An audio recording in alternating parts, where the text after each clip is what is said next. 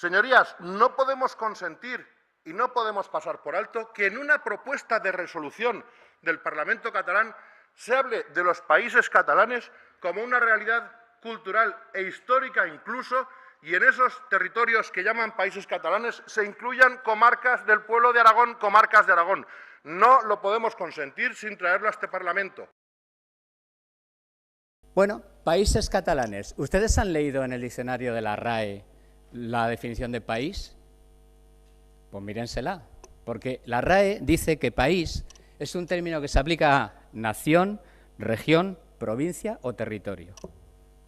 ¿Dónde está el problema entonces, señorías?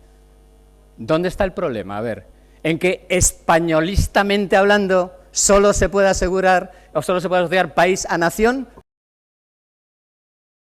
Con independencia de que a la derecha o a la izquierda, arriba o abajo, tengamos a la Comunidad Valenciana, tengamos a Cataluña, tengamos a Castilla-La Mancha, Castilla y León, Navarra, País Vasco, da igual.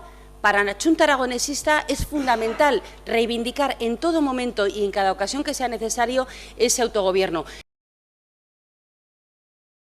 Teníamos que dejarle claro que esto no era motivo de uso y mal uso, oportunista hasta más no poder, para el debate entre partidos políticos.